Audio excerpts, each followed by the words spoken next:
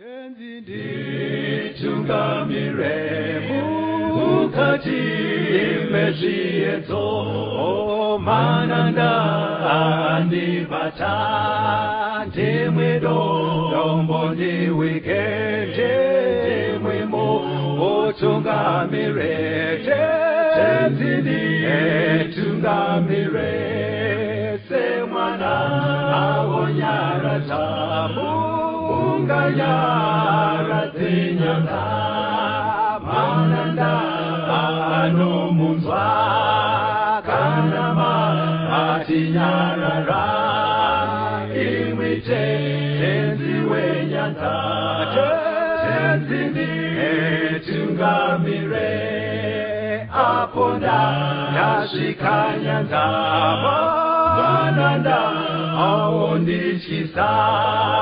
Andichina zororo Dotsamira kunemwika Kandinzwe eimi motiti Dinokuotungamira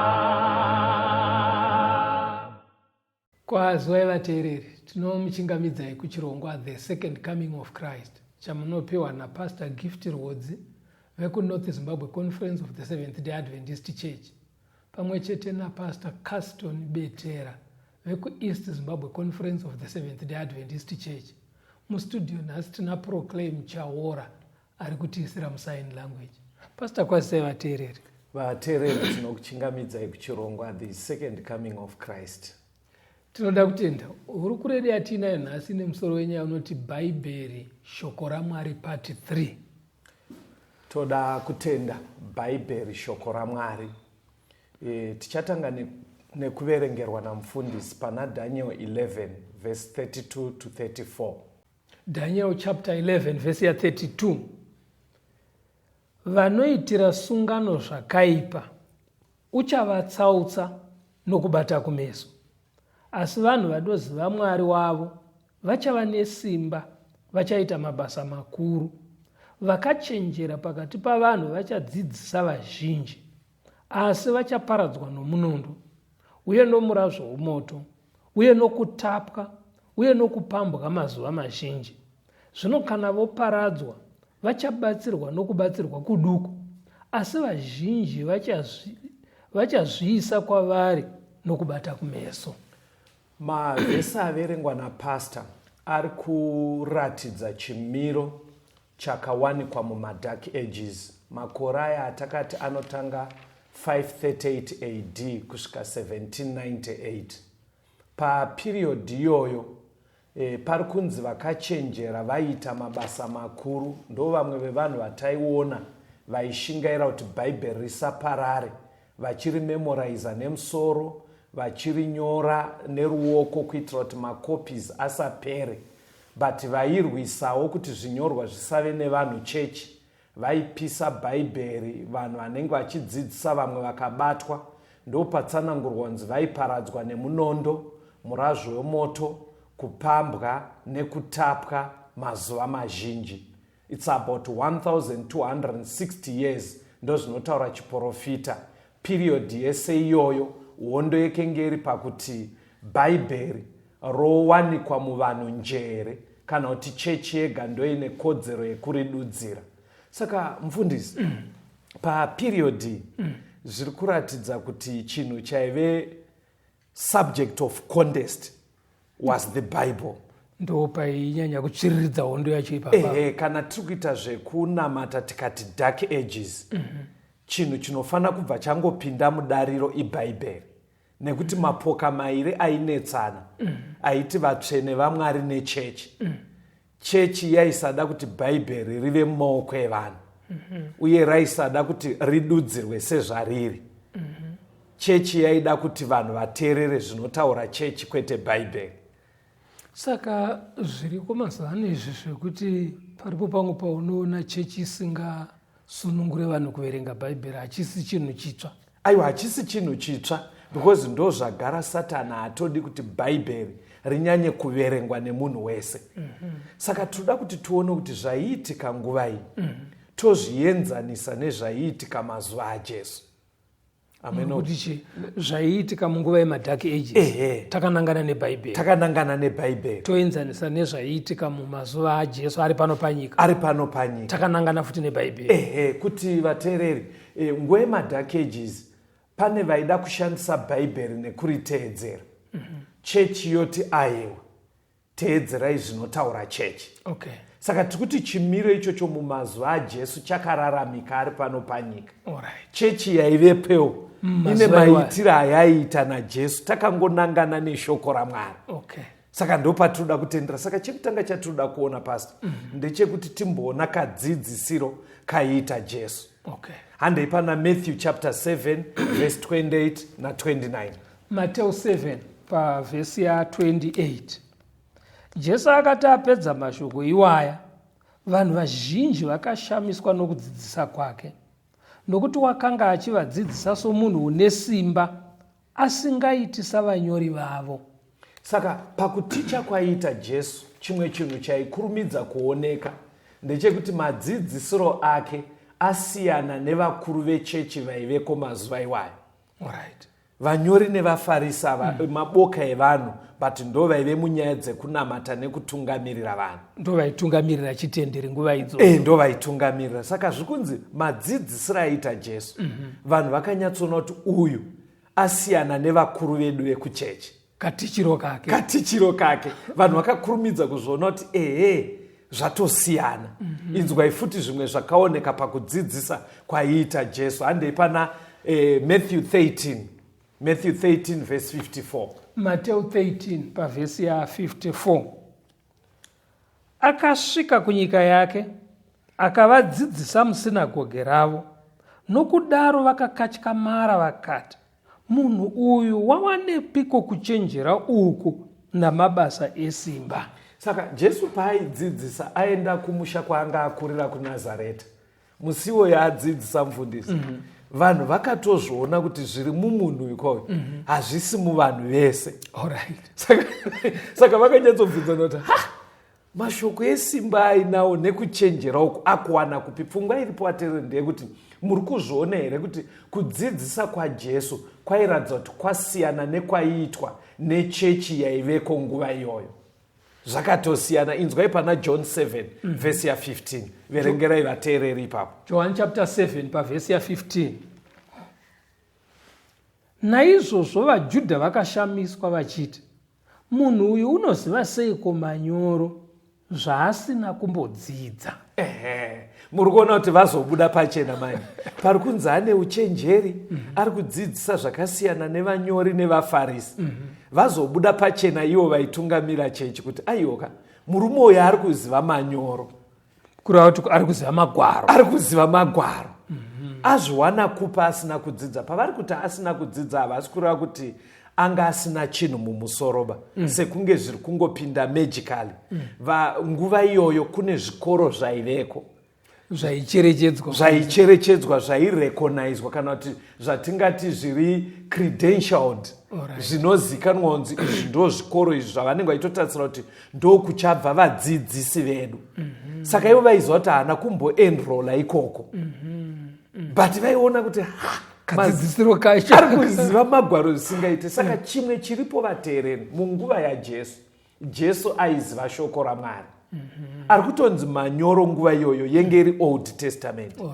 Saka ndo iri kutoshamisa vanhu. Inzwai pana John 7 verse 46. Verengai futi munzwe zvavanotaura ipapo. John 7 pavhesi ya46. Vatariri vakapindura vakati, hakuna munhu wakatongotaura nokutaura kwomunhu uyo. Muri kunzwa zviri kutaurwa panapa. Vanga vatumwa, dai ari nhasi totiko ameno zvinosiyana machechi, togona kuti madhikoni, kana chivanga vanzi endai munomubata muuye naye. Saka pavakaenda vakaita mistake manje yekumbomuteerera achidzidzisa vanhu. Ndobva vadzokera vasina kumubata. Saka vanga vakubvunzwa nowakuru wechechi, mamusirei? Zvikanzi hakuna munhu anotaura katauriro kake. Saka chiri kupa Jesu mufundisi kuti aite kakutaura kari kubata vanhu vese zvakadaro, anga akanwirira bhaibheri. isai nemamwe mashoko kurava kuti munhu akanga akadzidza magwaro aigara achiverenga magwaro zvekuti magwaro anga akazara mari but muri kuonera kuti pavari kutuma kuti abatwe mhosva yacho iri kutonotangira kuti asiyana nesu kadzidzisiro kake. havasi kutarisa kuti zvaari kudzidzisa zviri corrected. Aiwa, vari kutozoona kuti zvasiyana nezvedu ende vanhu vari kuzviyemura.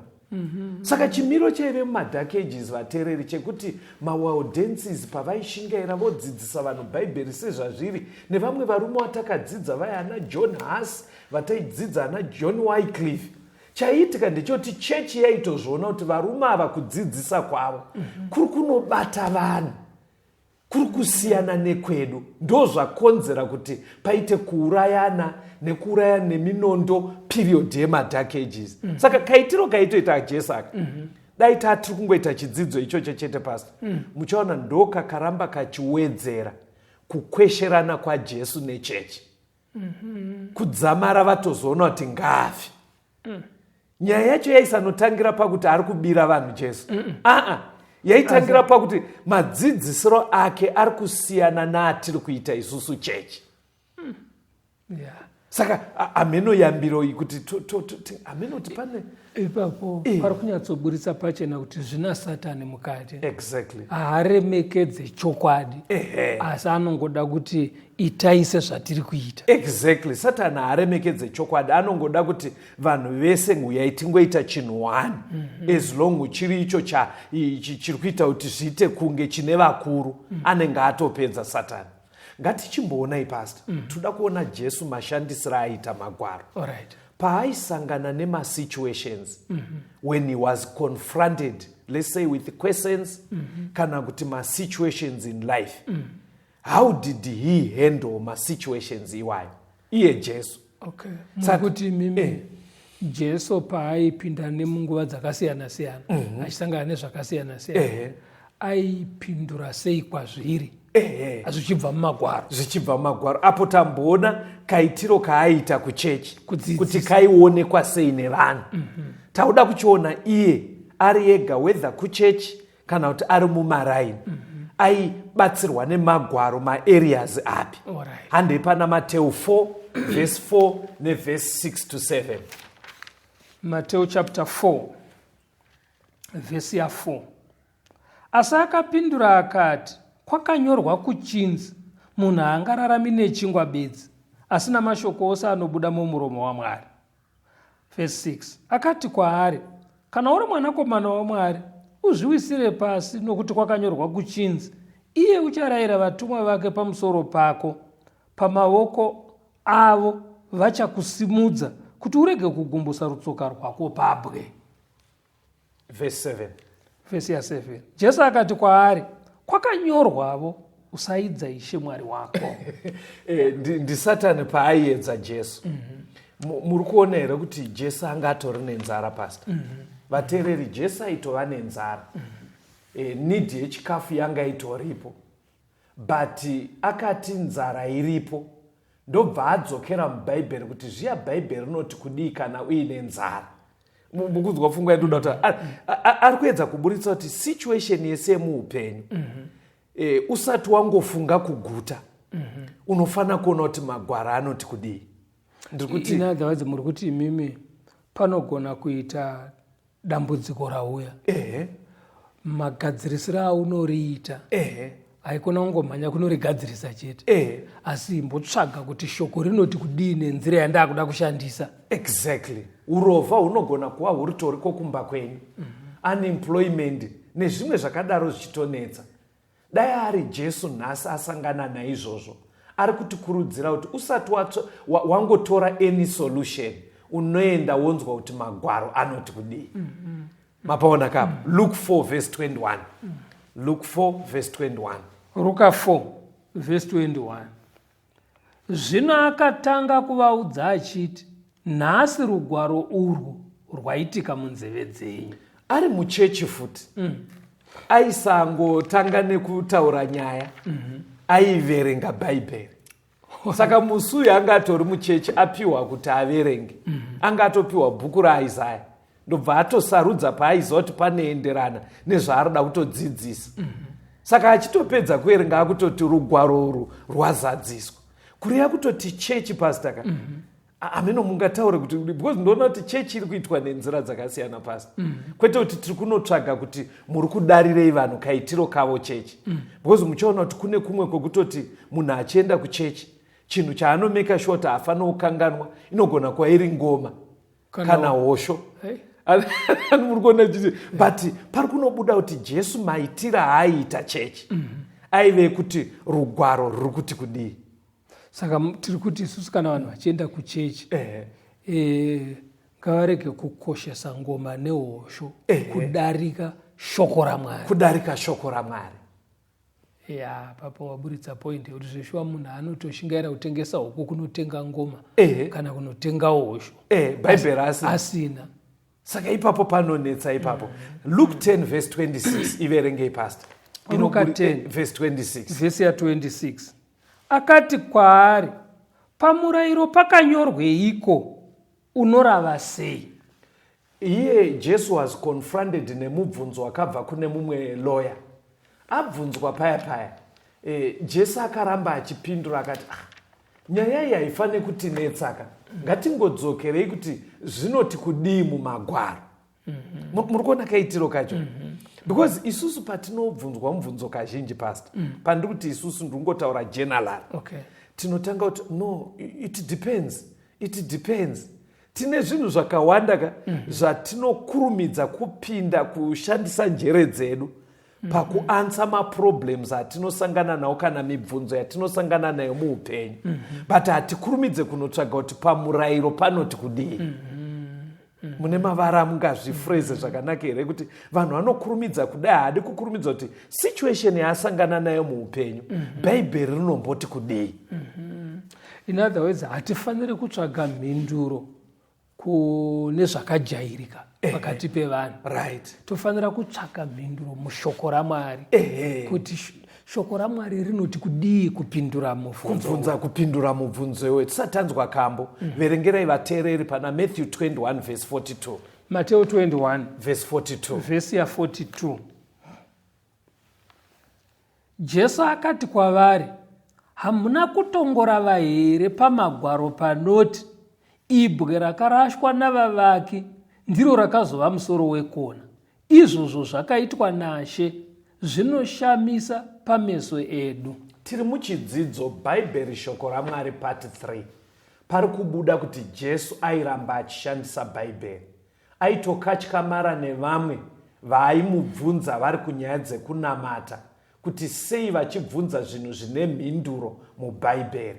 Mhinduro zhinji dziri muBhaibheri vateereri. Hatishandisei Bhaibheri shoko raMwari. Rambai muri pachirongwa timbonzwa kambo.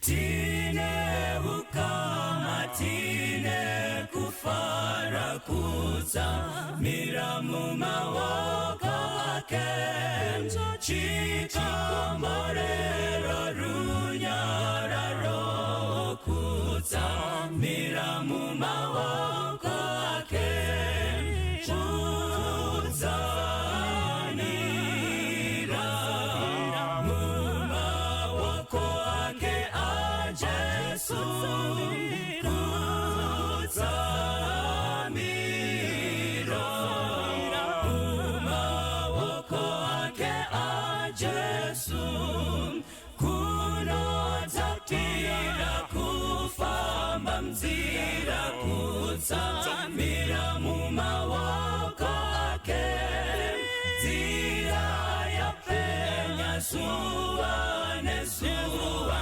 kutsamira mumaoko ake, kutsamira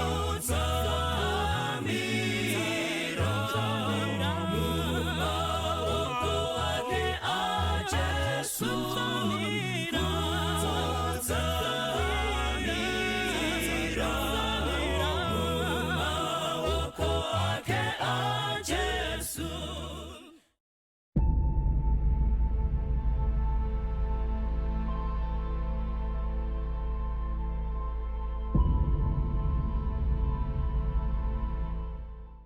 Tinomuchingamidzai zvakare vateereri tichienderera mberi neuruguru yedu bhaibheri shoko raMwari part 3. Takuenderera mberi vateereri tichiona kuti iye Jesu paaive panyika, how did he handle ma-religious disputes, kana kuti zvine chekuita nekupindwa kwechechi poita kunge paita pfungwa dzasiyana, aizvifambisa sei? Patiri kutarisa area inogona kubatsira zvimwe zviya zvinowanika pakati pedu zvatinobvunzana vateereri tichiti kweimimi sei kuchechi kwenyu muchidai, unonzwa umwe achiti kweimimi sei kuchechi kwenyu musingadai. Ameno munombosangana nazvo saka toda kuona pane kaexample kari pana Matthew 21 verse 13. Mateo 21 verse 13 vhesi ya 13. Akati kwavari, kwakanyorwa kuchinzi, imba yangu ichanzi imba yokunyengetera, asi imi munoiita bako ramakororo. Jesu anga adzinga vanhu vakanga vari kutengesa vari muchechi. Manga matoya nemombe dzaitengeswa ndobva adzidzinga dzikabuda panze. Saka vanga vachitotungamira chechi vanga vasina kutomboona chakaipa pazviri. Saka vakatoshamisika kuti kuinda ari kuti disturba kudai. In other words, pakaita miono 2 yakasiyana. Vamwe vaitoti nemombe dzavo vari muchechi hazvina problem vachitengesa, Jesu achiti hazviite. Saka iye akubvunzwa kunzi wazviita kudaro nendava yei? Ndokupindura achiti inga bhaibheri rinoti. Ani mukona maitira ari kuita bhaibheri ndo rinesa pachena kuti kuchechi ndekwekunamatira. Ndekwekunamatira. Haana kuda kutora pfungwa yekuti but guys we aitidiscase nyaya iyi. Aedza kuti zvandaita zviri backed neshoko raMwari. Ameno kuti toti chipasta kubatsirana nevateereri because vateereri vedu vazhinji vanotoenda kumachechi. Pane kakutosiyana kanoitwa mumachechi kekuti unogona kutoona kuti pane kakukwesherana pakati pevatendi kana kuti pakati pemachechi. Vamwe vachiti imi munodai, vamwe vachiti munodai. Advice yamungape ndeipi tichishandisa ndima iyi? Muenzaniso watiri kutora kuna Jesu ndewokuti zvinenge zvichiitika, right, musanyanye kuzviinzanisa nezvakajairika, kana kuti zvinogashirika nevanhu, right. Zviinzanisei neshoko raMwari kuti rinomboti kudii pamapoinzi iwaya. Kuti nyaya dzatiri kudhiskasa idzi bhaibheri rinomboti kudii. Saka vanhu vazhinji takarerekera pakumhanyira kuti kwemisei musingadai. Mukunzwa pasi tisinganotsvaga kuti ko bhaibheri rinoti kudii nemaitiro aya. Tinomhanyira unoti ko sei apa imimi, asi hatidi kutsvaga kuti but maitiro aya bhaibheri rinoti kudii. Tauda kuona pamwe patinobatsirwa nemaitiro aiita Jesu ekuti muupenyu pasi tine maissues atinosangana nawo akafanana nekuti kuenda kuchikoro, nyaya dzekuroora nezvimwe zvakadaro. Pane pamwe pekuti tine chinyatsoda guidance. Saka imwe nyaya yakakosha stereki pastor muupenyu hwevanhu inyaya yemarriage. Ngatimbonzwai kuti Jesu aiitora sei achienzanisa nebhaibheri. Nyaya yewanano tingatoti kubvira munhu ari mukomana nemusikana vari mumba, Jesu aiiona sei? Because mukaitarisa nhasi ukanzwa ichikurukurwa nevanhu unonzwa vanhu vachiti muzvizero kuti vekwakati ndo zvavanoita kuroorana kwavo. Vamwe vobva vati vekukontinendi yakati ndo zvavanoita. Vamwe vobva vati ndevekwakati ndo zvavanoita. Saka Jesu aiiona sei nyaya iyi yakakosha yemarriage? Matthew 19 verengai vhesi ya 4 to 6. Mateo 19 pavhesi ya 4. Akapindura akati, hamuna kurava here kuti uyo wakavasika pakutanga wakavaita murume nomukadzi? Akati nokuda kwaizvozvo murume uchasiya baba vake namai vake akanamatira mukadzi wake, ava vaviri vachava nyama imwe. Nokudaro havachiri vaviri asi nyama imwe. Zvino izvo Mwari zvaakasonganisa munhu ngaarege kuzviparadzanisa. Saka anga abvunzwa about marriage akati zvinotoda marriage kuti tidzokere kuti magwara anoti kudii. Saka panga pari kutaurwa naJesu aitokota kuna Genesis 1 verse 26 to 28. Iverengei munzwe. Genesis chapter 1 verse ya 26. Mwari akati ngatiite munhu nomufananidzo wedu akafanana nesu, ngaave nesimba pamusoro pehove dzegungwa napamusoro peshiri dzedenga napamusoro pezvipfuwo napamusoro penyika yose napamusoro pezvipenyu zvose zvinokambaira panyika. Mwari akasika munhu nomufananidzo wake, akamusika nomufananidzo waMwari, akavasika murume nomukadzi. Mwari akavaropafadza. Mwari akati kwavari, berekai muwande, muzadze nyika, mubate ushe pairi, muve nesimba pamusoro pehove dzegungwa napamusoro peshiri dzedenga napamusoro pezvipenyu zvose zvinokambaira panyika. Pane mapoints akakosha pastor andoda kuti tingoona. Hatisi kudzidza nyaya yemarriage but toda kuona kuti bhaibheri shoko raMwari Jesu airishandisa sei kubatsira nyaya yakakosha semarriage. Mapoints abuda ndeyekutanga hanzi naJesu. Ko hamuna kurava here kuti pakutanga Mwari akavasika murume nemukadzi, male and female. Ndoda kuti munyatsobata mapoints aya nemi wateereri. Saka Jesu ari kuedza kureva kuti marriage chekutanga inoitwa nemale nefemale. Kureva kuti inoitika pakati pemunhurume nemunhukadzi. Right. Muri kuona here kuti tiri ipapo chete. Dai vanhu vese taishandisa bhaibheri shoko raMwari, kungadai kusina nyaya yechingochani. Ameno kuti zvakujekerei kuti dai vanhu vari kungoshandisa bhaibheri shoko raMwari riri clear kuti male and female. Saka rinobva ratobvisa dzimwe nyaya dzese idzi. Manzwe here pamaverenga pastor kuna Genesis panzi vakanzi munhu ngaave nesimba pamusoro pehove nemhuka dzese. Kureva kuti munhu aisafanira kuzoita patina iri mhuka, aisafanira kuzoroorana nemhuka. Pastor, because atonzi iye ndiye ari pamusoro, anotozvikondrora, zvinaunzi zvakaenzana. Simba raari kupiwa harisi rekuti mhuka aiite mukadzi kana kuti munhu. Aiwa. Hani maona kuti zvinenge zvakajeka. Panapa ndobva panzi the two shall be one flesh. Amenoti mainzwa here panzi vairi ava ichava nyama imwe. Munhurume nemunhukadzi. Vayaka. Ndobva vanzi vairi. Ndikuda pari kunzi two. Muri kuona here kuti uchingoteedzera mapoints waya pastor, hapana need yebarika. Because zvanzi vaviri. Hapana unzi vatata ava ichava nyama imwe kana kuti 4 ava. Kutoreva kuti male nefemale uyu 1 plus 1 ndo 2 vacho vari kutorehwa. Hapasi kunzi 1 male kana kuti 3 females. Saka muchiona kuti pastor mashandisiro ebhaibheri akadai aka dai riri iro rinoshandiswa nevanhu. Nyaya dzimwe dziya dzinoita kunge vanhu vari kukakavadzana kuti no it depends because dai Jesu asina kuenda apa kapa aigona kutonzi but what do you say kuti iwo hako uri kungofarirako kuti mugare muri vasikana mese muri malesbians, is there a problem? Hauappreciate vanhu vechirume. Muri kuona kuti debate racho rinokura. Saka tiri kuti bhaibheri shoko raMwari rinobatsira kuti zvinhu zvimwe zvatinofunga kuti zviri open to individual opinions, Mwari haana kusika zvakadaro.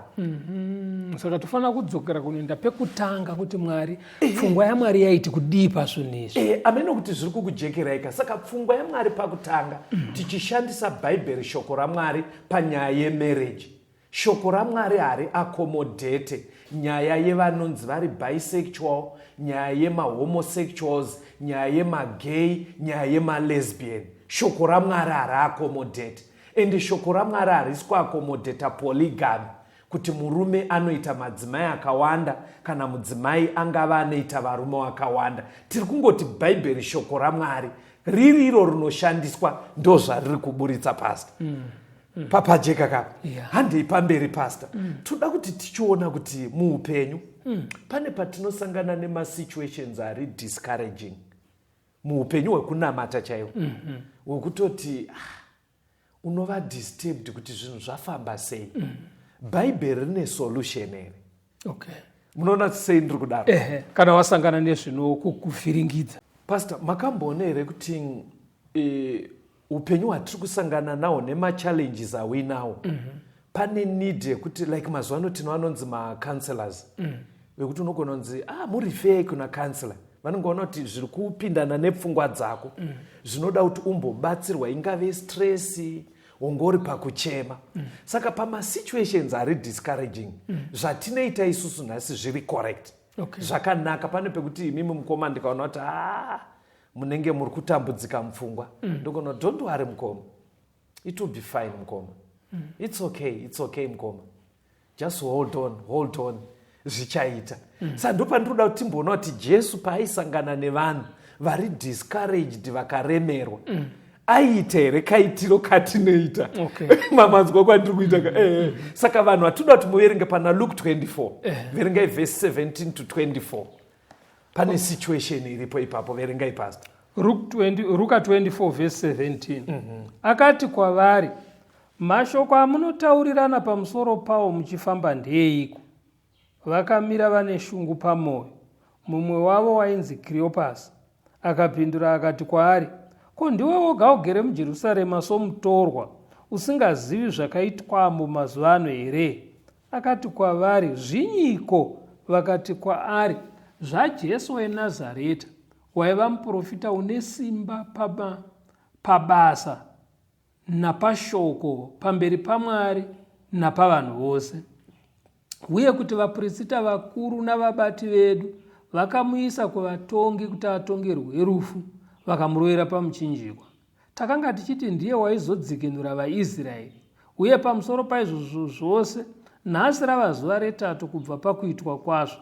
Uyezve vamwe vakadzi vokwedu vakanga vafumira kubwiro vakatishamisa, nokuti vakati vachishayiwa muviri wake vakauya vachiti vaona chiratidzo chavatumwa vaiti mupenyu. Zvino vamwe vaiva nesu vakaenda kubwiro vakandozviwana sezvakareva vakadzi, asi iye havana kumuona. Mahopes evadzidzi weshattered pastor, they are confused. Havasimbozva zviri kuenda kupi, vanga vachitoti Jesu ndiye aroverwa, zvese zviri kuva confuse. Saka pakadaro toda kuona kuti Jesu akasikovabatsira sei. Verengai same chapter ya Luke iyoyo 24 verse 25 na 26. Luka 24 verse ya 25. Zvino iye akati kwavari, imiwo kusafunga, mune mwoyo inononoka kutenda zvose zvakarebwa navaprofita. Ko Kristu wakanga asingafaniri kutambudzika saizvozvo agopinda pakubwinya kwake here? Jesu akavarifeya kubhaibheri kuti situation yamapindana nayo pane payakatonyorwa mushoko raMwari. In other words, pastor, chidzidzo chiri kuti pane zvese zvatinosangana nazvo, ungave kudiskarejeka kuchechi, kungave kudiskarejeka muupenyu huri social, bhaibheri rine ndima dzinoadresa nyaya idzodzo isaine mamwe mavara. Kuti muri kuti mimi shoko raMwari munotori nendima dzinonangana nezvese zvatingasangane nazvo muupenyu. Exactly. Bhaibheri shoko raMwari rakatikwanira. Ari discouraged, ari kufara, ari pasituation yemuchato, rinoadresa all my issues. In other words, zvaita Jesu paanozosiyana nesu, isusu patinoita counseling yedu inongonoperera kutsvaga right words ekuudza munhu nekumushingisa. Jesu aita izvozvo futi, asi obva adzosera vanhu kubhaibheri. Ndopainosiyana nesu. Inzwai Romans 15 verse ya 4. Romans 15 verse ya 4. Varoma 15 verse ya 4. Nokuti zvose zvakanyorwa kare zvakanyorwa kuti isu tidzidze, kuti tive netariro inobva pakutsungirira napakunyaradza kwamagwaro. Magwaro anotonyaradza vana vaMwari, anotobatsira, anotoita kuti zvinhu zviite zvakanaka. Munoona pane patinotraya kunyaradzana, but tosiya magwaro. Saka bhaibheri kuedza kukurudzira kuti zvimwe zvese maefforts atinoita ari right, but tikatsvaka futi mubhaibheri mune kunyaradza kwakanyanya kurimo. Tauda kuona muenzaniso wekupedzisira Jesu ari kubvunzwa pamusoro pesabata. Endai pana Mark chapter 2 verse 23 to 24. Mark 2 verse ya 23. Kwakati nomusi wesabata achifamba napakati peminda, vadzidzi vake vakatanga kutanhahura vachifamba. VaFarisi vakati kwaari, tarirai vaneitiriko zvisina kutenderwa nomusi wesabata. Right. Zvaiitika pastor, vaitungamira chechi nguva iyi, mutemo wesabata vaiuziva, asi wairambidza kushanda kunoita kuti tiwane mari dzekurarama nadzo mazuva ese. kuindastry kwaunosiyenda zuva resabata ndo rinofanira kuzororwa wonamata Mwari, izuva rekunamata. Saka ivo vaiti zvinhu zvakafanana nekunokohwa kumunda kana kuti uri kunotemha nzimbe dzauda uzonotengesa hazvifaniri kuitwa nesabata, vaive correct. But musi uyu vadzidzi vaJesu vanga vaine nzara, ndobva vapfuura nemumunda kwakungotenha zviyo zvavaitodya ipapo. Saka vakuru vechechi vakabva vati muri kutokohwa matotyora sabata, yeti vari kutongodya vachipfuura. Saka nyaya yavaita vanga vari kukwesherana haisi yekuti sabata hakusisina, aiwa, yaive yekuti rinochengetwa sei. Saka kupindura futi ipapo Jesu haana kuti but guys onai ane nzara, aiwa, akarifeya futi kubhaibheri. Ndo zvandinoda kungoti vateereri vanzwe. Pana Mark 2 ipapo verengai vhesi 25 kusvika pa26. Mark 2 vhesi 25. Yes. Akati kwavari, hamuna kurava here zvakaitwa naDhavhidhi musi waakanga ashayiwa aziya iye navakanga vanaye, kuti wakapinda mumba maMwari, Abhiatari ari muprista mukuru, akadya zvingwa zvokuratidza zvakanga zvisina kutenderwa kudyiwa asi navaprista voga, akapawo vaiva naye. Manzwa mapinduro ari kuita. Taitotariswa kuti arifanira kuti imimi munoti kudii kwemi imuno, but Jesu ari kungoti hamuna kurava here. Kureva kuti maitiro atinoita chechi, vateereri, maitiro atinoita social life, kuti wakuita courtship, kutsvaka wekuroora kana kuroorwa naye, maitiro atinoita marriage, maitiro atinoita mabasa edu, zvese izvozvo zvakanyorwa mushoko raMwari.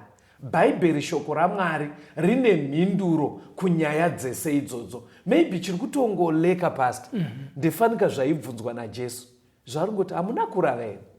Manzwa kwese arungoti hamuna kurava here. Amenoti taurai mashoko mashoma tinzwe kambo pastor kuvateereri, iri wei yekuvakurudzira kuti koimi mibvunzo yamuinayo irimo mubhaibheri ameno nemashoko enyu kuti vanhu vaverenge pastor. Kunongedzerwa kwatiri kuitwa tese kuti ngatitsvakei mhinduro kune mibvunzo yeupenyu mumagwaro, ndio anofanira kutitungamirira. Thank you. Bhaibheri, shoko raMwari, part 3. Rambai muri pakati pechidzidzo.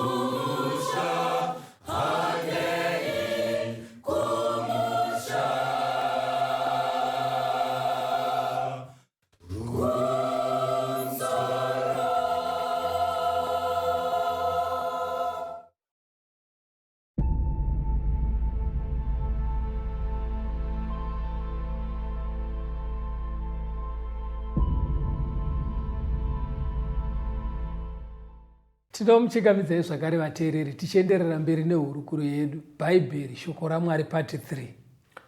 muzvikamu zvapfuura taona kuti bhaibheri rine mhinduro pamasituations ese eupenyu. Iye zvinomufundisi toda kuona kuti rine mhinduro kudaro. Why is it today kuti we are having less use of the Bible? Okay. Kuti bhaibheri rinenge riri kushandiswa kashoma, yeti zviri kuratidza kuti ndo rine mhinduro dzezvese zvatinosangana nazvo muupenyu. Chikonzero chekutanga chiri pana Hosea chapter 4 verse ya 6. Hosea 4 verse 6. verse ya 6. Vanhu vangu vaparadzwa nokushayiwa zivo. Zvawaramba zivo ndichakurambawo, kuti urege kuva muprista wangu. Zvawakakanganwa murayiro waMwari wako, neniwo ndichakanganwa vana vako. Saka chekutanga pastor ignorance. Ignorance totichi kusatoziva. Kusaziva kuti bhaibheri rakakosherei. Kutova ignorant ndingape muenzaniso kutiko. Toti munhu atenga mudziyo wake womumba. Midziyo mizhinji iri mishini. Kana kuti inoshandisa magetsi chi. Kazhinji ukaitenga inenge ine chibepa chinonzi manual. Chinotsanangura kuti unoshandiswa sei, unoubatidza sei. Saka ignorance yafanana nemunhu wekuti atenga mudziyo uyu ari kuedza kuubatidza but haana kuverenga manual. Wotosvika ari busy, unzwa uri kuramba kubatira, asi ndakachitenga nezuro chinotoramba ufunge chinyowani. Chiri kuitika pamunhu anonzi ari ignorant. Haasi kutoziva kuti kaitirwo kacho kakanyorwa apa. Saka yatingati manual yeupenyu pastor on this planet earth iBible. Saka tinotori nevanhu vari ignorant. Pandikuti ignorant musaibate sematauriro ataita tiri kumombe. Turi ignorant zvine kutsinyira. Inini patiri kutaura temu iri hatisi kutaura zvine kutuka. Tiri kutaura kuti ndo zvazvitoriwo kuti munhu anga asingatozive kuti bhaibheri rakatokosha. Kuti ndo rinofanira kutungamira pakurarama. Pandiri kudaroka kuti hapafanira kuita kanenge kakusora kutuka. Pane mumwe wandaitotaura naye. Saka paakabvunza mubvunzo wake ndakaona kuti because ini ndakuziva kuti kuvateereri vedu kwamuriko kuvateereri muri mumipanda miri, mapoka mairi. Kune vari kuteerera asi hamuna henyu kuchechi kwamunoenda. Kwoita vanoteerera muine kumasangano kwamunoenda. But kumasangano kwacho kune mapoka futi mairi. Kune vanoenda kumasangano vachishandisa bhaibheri. Kwoita vamwe vanoenda kumasangano asi havashandise bhaibheri. Saka mubvunzo wandaenda bvunzwa ndakazviona kuti mhinduro yacho itorimo mubhaibheri. But handina kungotanga nekuti verengai pakati lest you offend munhu iye pamwe hatodi unzwa zvebhaibheri. Ndobva ndatanga ndichiti munoshandisa bhaibheri here kumunhu wandaitaura naye. Munoziva kuti akapindura kuti kudii. Zvikanzi tinoshandisa bhaibheri, hatirambidze bhaibheri kwatisingangorishandise kuchechi but zvinotonzi anoda hake kuerenga kumba verenga, kuchechi bedzi ndokwandisingashandisi. Munoti kudini apapa? Ipapo pane tori nedambudziko muno waMwari nekuti kuchechika tikunofanira kutonyanyisa kushandiswa bhaibheri nekuti maendera kunonamataka. Saka bhaibheri ndo rinotokuudza kuti Mwari wamuri kunamata anonamatwa zvichinzamwe zvichinzamwe. Saka ndaida kungoshandisa example yekutsanangura vara rekuti ignorant. Alright. Paaitotaura nenika kusaidi kwangu ndakatoona kuti ari ignorant. Haasi kutoziva kuti bhaibheri kuchechi harifanira kutoshayikwa, mungatoshaya ngoma nehosho, asi bhaibheri ririko. Saka ndakatoona kuti pane kakuhwandira kanoitwa naSatani. Saka chimwe chiri kutoita kuti bhaibheri risashandiswe pastor, vanhu vazhinji vari ignorant. Kurudzirai vanhu kushandisa bhaibheri pastor kumachechi. Sure, vateerereka bhaibheri ngatiriisei panzvimbo paro. Chechipiri chandakaona chiri kuita kuti bhaibheri risanyanye kushanda muupenyu hwanhasi, ndashandisa mavara echirungu munoisa mushona, ndati nini postmodernism, using science to explain all details of life. Munguva ino yatiri kurarama, yes, vanhu vakuti ivo mhinduro kune zvese zvatinosangana nazvo muupenyu dzinowanikwa kusayenzi. Ndozvaita kuti vasendeke bhaibheri. Pane thrust iri pasi rese iye zvino yekuti sainzi dzive idzo dzinotungamira kuexplaina nekutsanangura zvimiro zviri kusanganikwa nazvo panyika.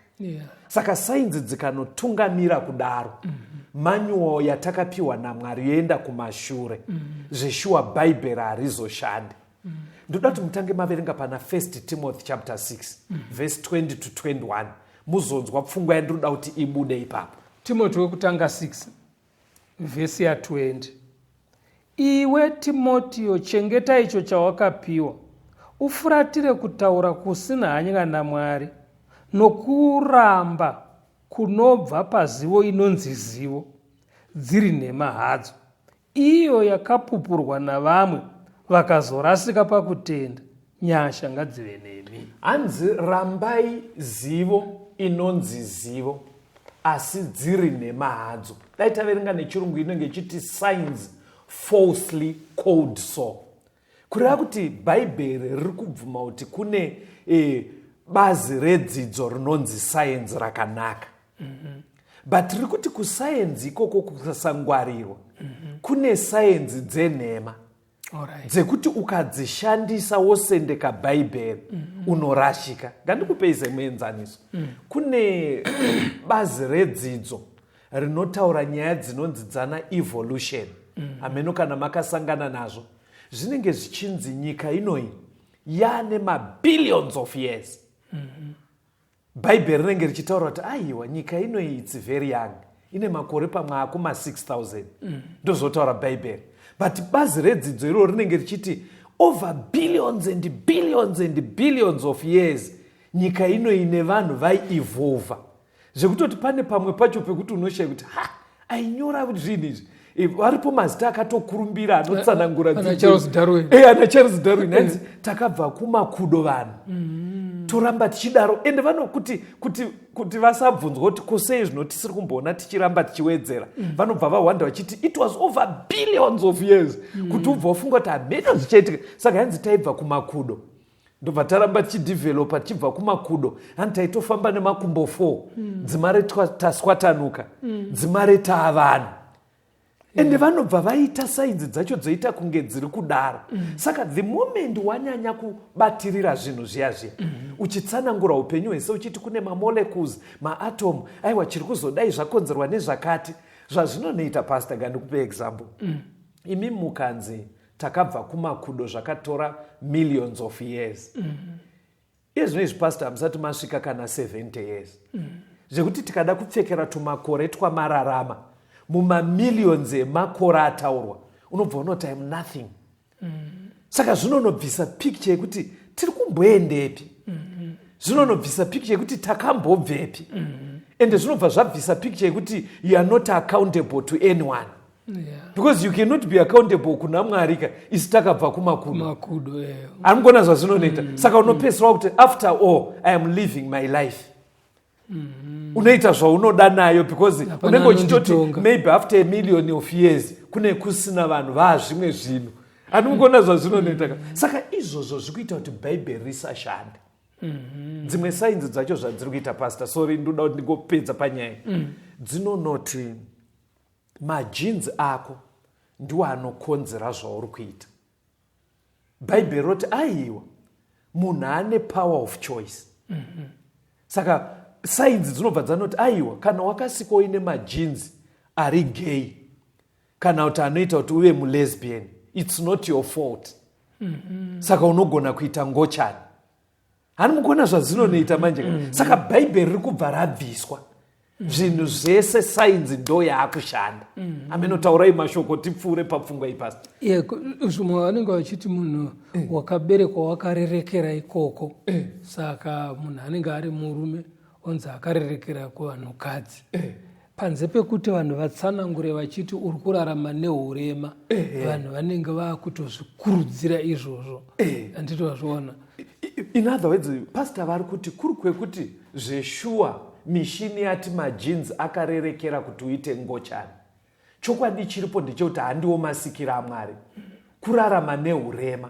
Saka zvingadai zvichiitika ndezvekuti munhu ari kunzwa nyama ichimukwevera ikoko angadai achitorealiza kuti ndakaremara, otsvaka kuti urema hupere. But dambudziko rapo nderekutoti vari kurarama muurema umu vari kutobhosta neurema. Chero zvichisvotesa Mwari. Inzwai pana Romans chapter 1 verse 22 neverse 26 to 27. VaRoma 1 verse 22. Vachiti takachenjera vakava mapenzi. Verse 26. Saka Mwari wakavaisa pakuchiva kunonyadzisa, nokuti vanhukadzi vavo vakashandura basa ravakasikirwa rive basa ravasina kusikirwa. Saizvozvo vanhurumevo vakasiya basa rakasikirwa munhukadzi, vakakundwa nokuchiva pakati pavo, vanhurume vachiita zvinonyadza navanhurume, vakapiwa mukati mavo mubayiro wakafanira wokurashika kwavo. Manzwa here, hanzi vanenge vachitoti takachenjera. Pari kutaurwa nyaya yechingochani apa pastor nemhando dzacho dzese. Ameno ndimo andakanzwa here muchiti zvinoita kunge zvinonzi kakurarama kakadai lifestyle inosvotesa Mwari inonyangadzai iri kuboka revanhu vanenge vakati dzidzei. Ndo pamunozviwana kakawanda nekuti ndo vanonoverenga sainzi dzacho dzisiri sainzi chaidzo. Hazvinyanye kuwanika kuvanhu vasina kuenda kuchikoro nekuti vanobva vangonzi zvinonyadzisa.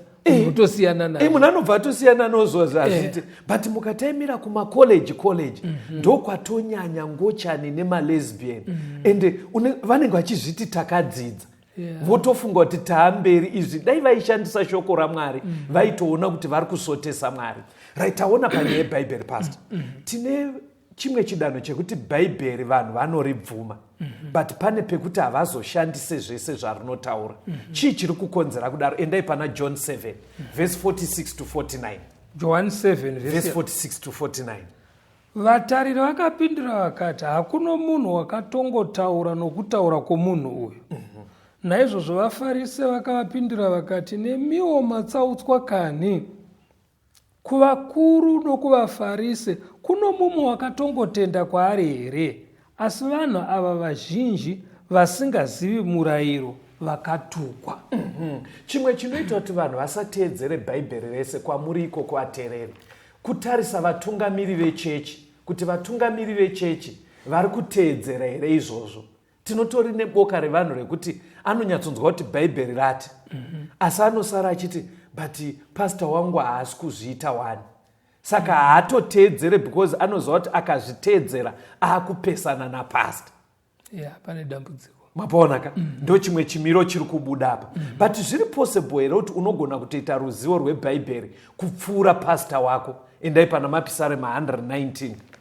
Mapisarema 119 verse 99 neverse 104. Mapisarema 119 verse 99.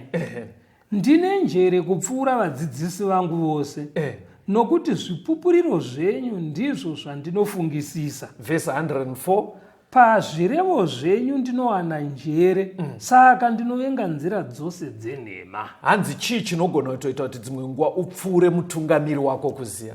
Kudzidza shoko raMwari. Right. saka haisi mhosva vateereri kuti waakuziva dzimwe nguva kutopfuura zviri kuitwa nevadzidzisi vako kana napasta wako kana mufundisi wako kana kutopfuura zviri kuitwa kuchechi. Mwari ari kuti munhu zvimisire kuteedzera bhaibheri, shoko raMwari. Zvitori possible ukangoita shungu dzekuti ndoda kuziva bhaibheri. Toda kuenda takatarisa zvikuru sei verudzi rwedu. Isaiah 8 verse 19 to 20 pastor. Isaiah 8 verse ya 19. Yes. Zvino kana vachiti kwamuri bvunzai masvikiro navavuki vanorira nokuita seveseve, ko vanhu havafaniri kuvhunza Mwari wavo here? Ko vanofanira kubvunza vakafa pamusoro pavapenyu here? Dzokerai kumurayiro nokuzvipupuriro. Kana vasingataurise zvinoreva shoko iri, havangavi nechiedza chamangwanani. Toda kupindura kuti sei dzimwe nguva vanhu vachisendeka bhaibheri pasi. Chabuda pandimai, pane zvatinosangana nazvo kunyanya verudzi rwedu, but I think kune dzimwe nyika zviriko zvekuti toti munhu arwara, maenda kwana chiremba vavheneka, havana urwere hwavari kuona, but munhu ari kurwara kunge achafa. Saka kazhinji zvatinoita isusu verudzi rwedu, unonzwa takuti zvinenge zvine chivanhu. Ukanzwa kazhinji pataurwa vara iroro, varida kuedza kureva kuti chimbomirai kuchipatara, chimbomirai kuverenga bhaibheri. Havati handei kung'angaba, aiwa, ende havati futi sendekai bhaibheri. Ukangonzwa vati zvinenge zvine chivanhu, iwei yakatsvagwa naSatani yekubvisa vanhu mubhaibheri. Ameno, munombosangana nazvo? Zvinosanganikwa nazvo. Ende munhu anototaura kuti zvaane chivanhu, vamwe vacho vakatofunda, manesi, madhokta, hazvimo musirabhasi kuchikoro kwavo, asi vanozvitaura. Vanonzwa vachiti isusu tatraya, hapana chatiri kuona, asi I think zvinenge zvine chivanhu. Ukaona statement iroro kazhinji rabuda riri kuti chimbobvai kubhaibheri, yeti bhaibheri taona kuti ndo rine masolutions ese. Chimwe chiri kubvisa futi vanhu pabhaibheri, Jeremiah 23 verse ya 25. Toda kuti tipendere chidzidzo chedu. Yes pastor. Jeremiah 23:25. Yes. Ndakanzwa zvakarebwa navaprofita vanoprofita nhema muzita rangu, vachiti ndarota hope, ndarota hope. Panyaya yehope pastor ka. Ameno mawira adzinoita dzimwe nguva, hope hatisi kudzidza nezvehope dzese vateereri, but parida kuburitswa hope dzinoshandiswa naSatani uye dzinozoshandiswa nevaprofita venhema, kuti Mwari anozviziva kuti mhinduro dzese dziri mubhaibheri naSatani futi anozviziva. Saka Satani imwe wei yaari kuita mazuva ano yekuti vanhu vasaramba vari mubhaibheri, anokurotesa hope dzine kakuvhundutsa nekutyisidzira. Zvekuti iwo unonoita shungu yekuti dudzirai hope dzangu, hauite shungu yekuti bhaibheri rinoti kudii. Ndinotoona vanhu vanenge vachiti munodudzirwa hope, because Satani anotozva kuti akaramba achikupa tuhope tunodisturba, unobva mubhaibheri woda kuti hope dzidudzirwe. Ndoda kuti muoneke vateereri pastor, patiri kuti bhaibheri shoko raMwari, taona muenzaniso waJesu aipindura zvese nebhaibheri. Bhaibheri ngarishande. Ndobva taona zviri kubvisa vanhu kubhaibheri. Sainzi nezvakadaro muzvikoro bhaibheri riri kubviswa mudzidzo zhinji. Ende matambudziko acho tiri kubva tasangana nawo. Vana vari kuraradza nemadrugs nezvese. Zvekuti dai nyika yanhasi yaizviziva kuti machallenges atiri kusangana nawo muzvikoro, mudzimba, mumakambani, mudzinyika, mamwe ese ane mhinduro mubhaibheri, taibatsirika pastor. Bhaibheri shoko raMwari part 3. Taurai nevateereri mubva maoneka vateereri vedu. Vateereri ngatikoshesei bhaibheri, tiripe nzvimbo yaro mukurarama kwedu, tiridzidze, tiri mudzimba dzedu, tiri pakereke, rine mhinduro uye rinotitungamira nekujekesa nzira dzedu. Rambai muchibatana nesu, tichibatsirana, tichifamba pamwe chete. Mibvunzo yenyu muchiitumira kwatiri. Batai nhare idzo 0774 651 181 0774 651 181 kana kuti 0716 452 086 0716 452 086. Mwari vave nemi, tisangane muchikamu chinotevera. Tungamire mukati mezviedzo mananda andibata ndimwedo dombo ndi wikende ndimwemo otungamire tenzini tungamire